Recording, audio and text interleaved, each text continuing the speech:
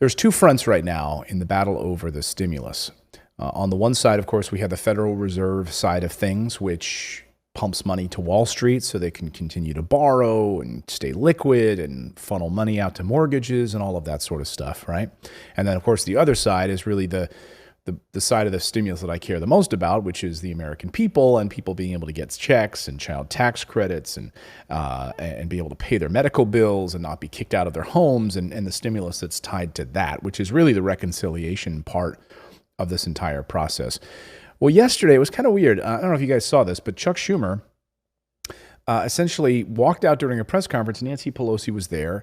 And he kind of came out and he basically said one sentence. He walked out of the room and he said, the White House and the House and the Senate have now reached an agreement on a framework that will pay for any final negotiation in the stimulus.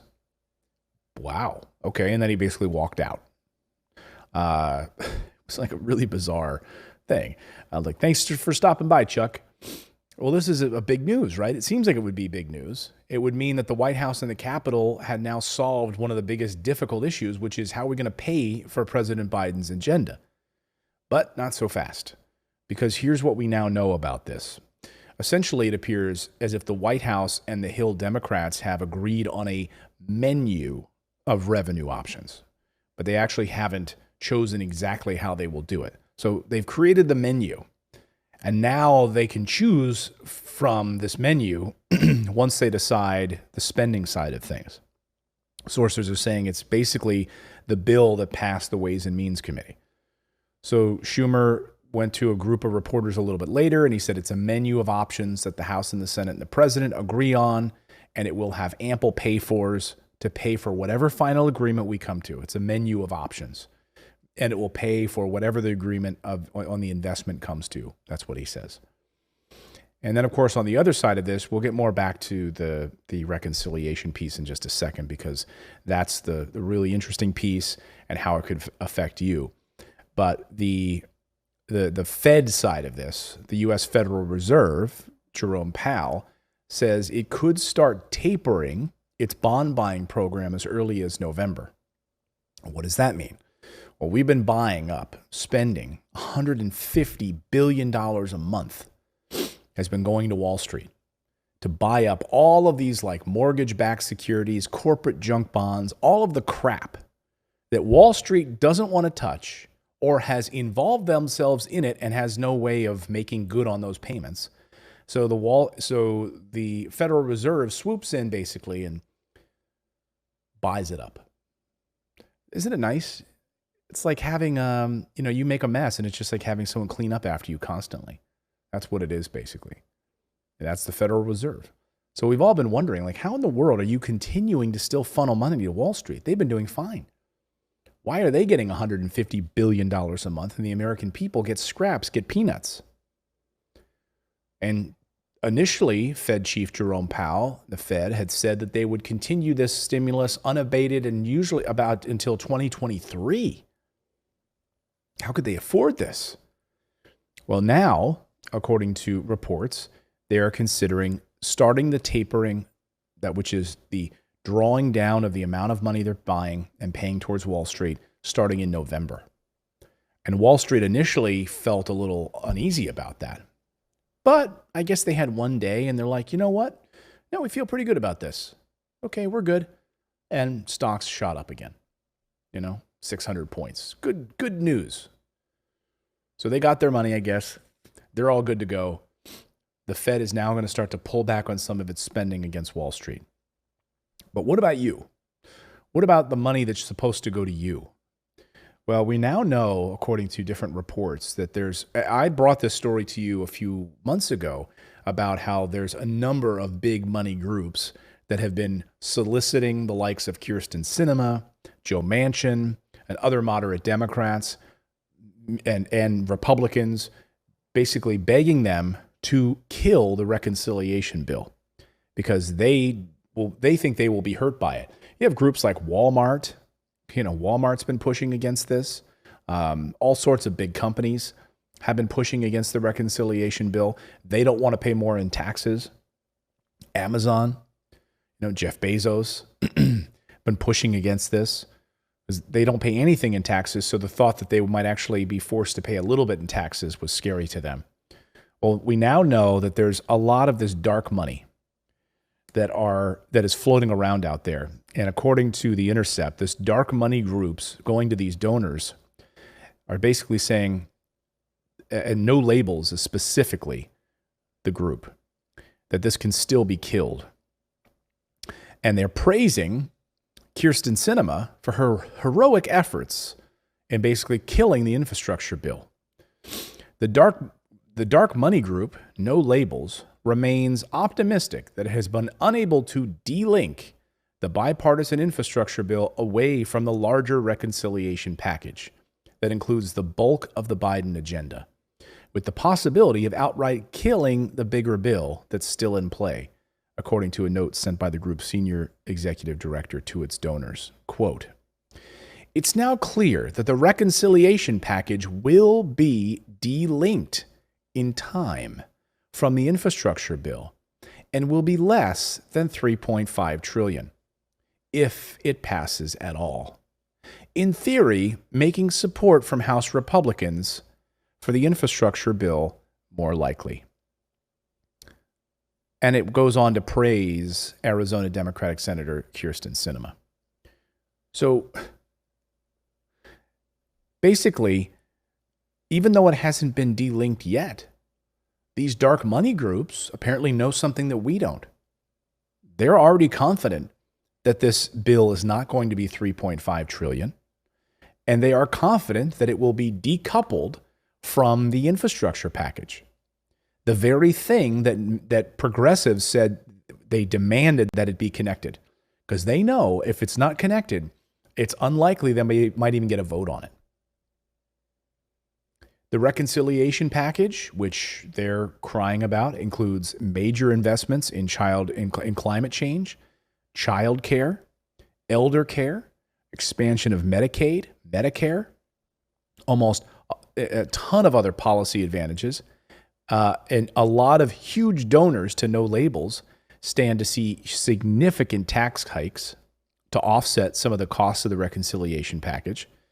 The House Ways and Means Committee approved $2.9 trillion in new taxes on the rich over the next decade. So this dark money is working to make sure that no additional stimulus checks go out. And they want it way less, and they don't want to pay any taxes. And they're basically funneling all of this money, these big donors, to people like Joe Manchin, Kyrsten Sinema, in an effort to make sure that this doesn't happen. Are we surprised by any of this?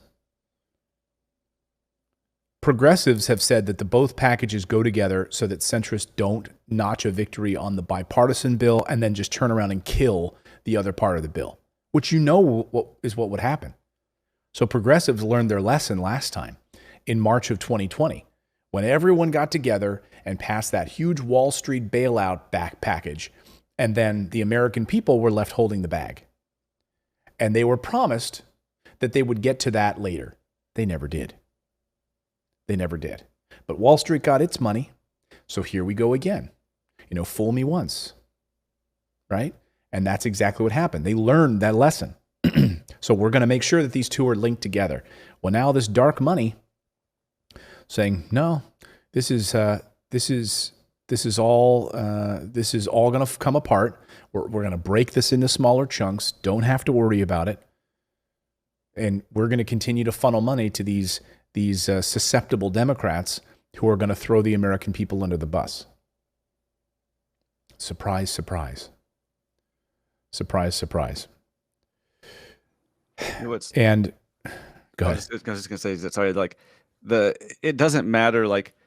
To that dark money, those people behind all that. It doesn't matter if it's Kyrsten Sinema or Joe Manchin. If the people rise up and vote those people out, they'll take care of their own, and they'll just put somebody else back in there. It's never going to change. And Right. what kind of pisses me off is if you got everybody, the bottom 90% of the United States, all joined together, we're going to form our own super PAC. We still wouldn't have enough money to outspend the people behind all of this. Yeah. I mean, you're going to beat Walmart. You're going to beat Amazon with the deep pockets that they have. Really? Are you going to? That's the thing, and they just have an endless supply. That's it's the same way like Wall Street. When you look at like you want to become like a day trader, you want to start making some money in the stock market. You think you're going to beat a market manipulator? You're going to beat these guys that have an endless purse to do whatever they want to do to manipulate a stock? You think you're going to beat it? Sitting in your house with your little computer, your little laptop? It's not going to happen. If you look at like what's been going on with the GameStop, where the regulators keep kind of pushing the sort of like borrow limits so that the because I'm going to do a really poor job of explaining this, but it was like there's kind of a capped borrow limit on these stocks for GameStop, and they keep moving the goalposts so that these hedge funds don't have to pay it back, and so because they have all these retail investors that just won't sell, right, but they'll just keep changing the rules. They'll just keep moving the goalposts. Yeah, because you have these retail investors that are like, you know what, our thing is we're going to hold forever. We're holding this stock forever. Yeah, until it's worthless, and then you lost all of this money, all of this money down the tubes. Yeah, it's just. Sorry, that was a tangent on my part, but no, it's absolutely right, and they'll continue to do this. And if you look at this, you look at what the U.S. Chamber of Commerce is doing. I mean, here's this story today from the U.S. Chamber of Commerce that the Dems' $3.5 trillion reconciliation package poses an existential threat to the U.S. economy. Yeah, okay. The U.S. Chamber of Commerce is the largest lobbying group in the country. It rolled out it spent 6 figures on an ad campaign targeting moderate Democrats from 5 districts, urging their voters to reject higher taxes for businesses.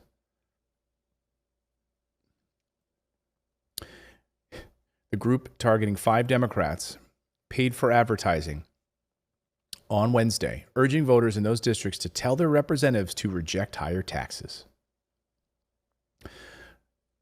Specifically for those big businesses that have made money hand over fist. So you mean we can't help pay for things that are going to help the American people?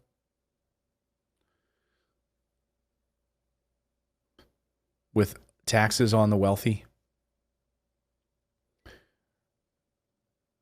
Going after these people? These are some of the representatives who were targeted. Reps Cindy Axne, Josh Hardner, Democrats, U.S. Chamber of Commerce ads that have gone after them. I mean, that's what they're spending money on. 6 figures they spent money on. Suzanne Clark, president of this U.S. Chamber of Commerce. So in an effort to stop this. So it'll, raising this corporate tax rate. So, will we end up seeing higher taxes for businesses? Maybe a little. But, I got news for you. Wall Street seems okay with it. Wall Street seems okay with both the tapering side and, on the tapering side, they seem fine with what's going on in China. They really don't care. They've already, before President Biden was even inaugurated, they were aware and okay with some corporate taxes being raised. A lot of their forecasts have already baked that into it. That was a reality of Biden becoming president. A lot of their forecasting includes higher taxes. They've already swallowed that pill. They're fine with it. And by the way, they're hitting records on the S&P 500 like week after week after week. But, American people can suffer. So we'll keep our eye on this. We're quickly approaching this sort of September 27th deadline on voting on everything. So we've got a 27th next week to see if we're going to get a vote on the infrastructure piece of this. And then where do we sit with the $3.5 trillion in the reconciliation? We'll see. Good news, though, from Chuck Schumer that they have a menu of options for pay-fors now. We'll see where these moderate Democrats, though, come down. Will they be strong-armed by the Chamber of Commerce and this dark money? Or will they stand firm and do something for the American people? Let me know your thoughts in the comments below. What do you think they'll do? Thanks for subscribing to the channel. You can also become a channel member by going to morninginvest.com/join, where you can stick it to the mainstream media and support independent journalism. We're able to bring you the stories that you won't see on any of the major billionaire-backed networks. Thanks so much. We'll see you next time, everyone.